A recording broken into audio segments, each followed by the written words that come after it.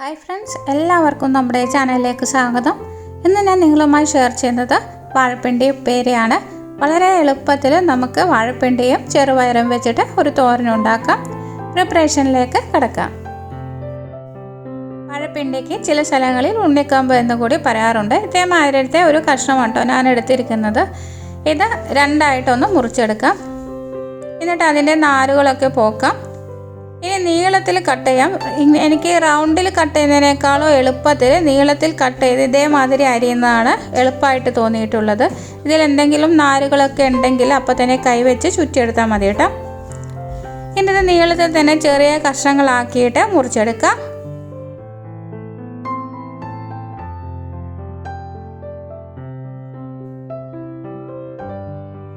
എല്ലാതും ഇതേമാതിരി തന്നെ കട്ട് ചെയ്തെടുക്കാം. ഇനി എല്ലാം കൂടി ഇങ്ങനെ പിടിച്ചിട്ട് ചെറുതായിട്ട് അരിഞ്ഞെടുക്കാം.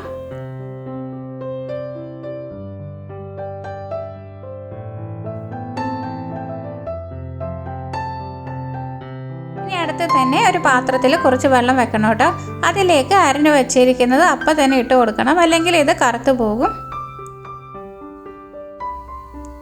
ഇനി 1/2 കപ്പ് ചെറുപയർ തലേ രാത്രി വെള്ളത്തിലിട്ട് വെച്ചതാണ്.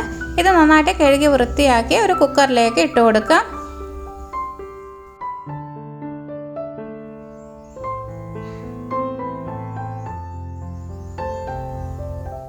ഇതിൻ്റെ കൂടെ നമ്മൾ അരിഞ്ഞു വെച്ചിരിക്കുന്ന ഉണ്ണിക്കാമ്പ് ഒരു 2-3 പ്രാവശ്യം നന്നായി കഴുകി വൃത്തിയാക്കിയ ശേഷം ഇതിലേക്ക് ചേർത്ത് കൊടുക്കാം. ഇനി ഇതിലേക്ക് 1 കപ്പ് വെള്ളം ചേർത്ത് കൊടുക്കാം. 2 പച്ചമുളക് അരിഞ്ഞത് ഇട്ട് കൊടുക്കാം. 1/4 ടീസ്പൂൺ മഞ്ഞൾപ്പൊടി ചേർക്കാം. അതിനുശേഷം 1/2 ടീസ്പൂൺ മുളക് പൊടി ആഡ് ചെയ്ത് കൊടുക്കാം.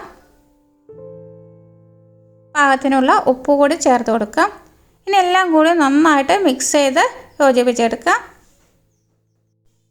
ഇനി കുക്കർ മൂടി വെച്ച് ഒരു 3 വിസിൽ വരുന്നത് വരെ വേവിച്ചെടുക്കാം. ഇനി ഇതിൻ്റെ അരപ്പിലേക്ക് ഒരു 1/2 കപ്പ് തേങ്ങ, 4 ചുവന്ന ഉള്ളി നന്നാക്കിയത്, 1/4 ടീസ്പൂൺ ജീരകം എന്നിവ ഒന്ന് ഒതുക്കിയെടുക്കാം. ഇപ്പോൾ 3 വിസിൽ വന്നു കഴിഞ്ഞിട്ടോ അതിൻ്റെ ആവിയൊക്കെ പോയിട്ടുണ്ട്. ഇതൊന്ന് തുറന്ന് നോക്കാം. ഇപ്പോൾ കണ്ടില്ലേ, വെള്ളമൊക്കെ നന്നായിട്ട് കറക്റ്റായിട്ടുണ്ട്. നന്നായിട്ട് രണ്ടും വെന്ത് വന്നിട്ടുണ്ട്. ഇനി ഒരു പാത്രം അടുപ്പിൽ വെക്കാം. അതിലേക്ക് 1 ടേബിൾ സ്പൂൺ വെളിച്ചെണ്ണ ചേർത്ത് കൊടുക്കാം. കടുക് ഇട്ട് കൊടുക്കാം. കടുക് പൊട്ടിയതിന് ശേഷം കുറച്ച് കറിവേപ്പില ചേർത്ത് കൊടുക്കാം.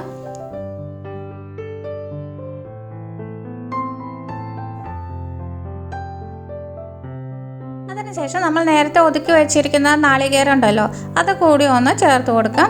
ഇത് പച്ചമണം മാറുന്ന വരെ ഒന്ന് റോസ്റ്റ് ചെയ്തെടുക്കാം.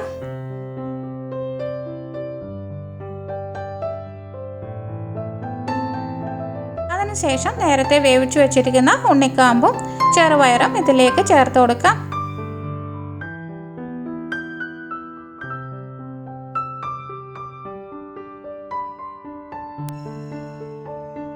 എല്ലാം കൂടി നന്നായിട്ട് യോജിപ്പിച്ചെടുക്കാം.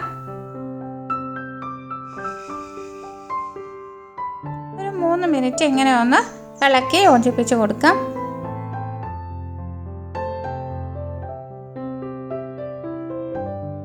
നമ്മുടെ സ്വാദിഷ്ടമായിട്ടുള്ള ചെറുപയർ വാഴപ്പിണ്ടി തോരൻ റെഡി ആയിട്ടുണ്ട്. ചോറിന് ഇത് മാത്രം മതി കേട്ടോ. നമുക്ക് വേറെ ഒരു കറിയുടെ ആവശ്യം തന്നെ ഇല്ല. വളരെ ടേസ്റ്റാണ്. ഇങ്ങനെ വെച്ച് നോക്കാത്തവരുണ്ടെങ്കിൽ ഒന്ന് തയ്യാറാക്കി നോക്കൂ. എന്നിട്ട് നിങ്ങളുടെ അഭിപ്രായം കമൻറ്റ് ബോക്സിൽ അറിയിക്കണം കേട്ടോ. വീഡിയോ ഇഷ്ടപ്പെട്ടാൽ ലൈക്ക് ചെയ്യാനും സബ് ചെയ്യാനും മറക്കരുത് കേട്ടോ. അടുത്ത നല്ലൊരു വീഡിയോയുമായി വീണ്ടും കാണാം. Thank you for watching. Take care. Bye bye.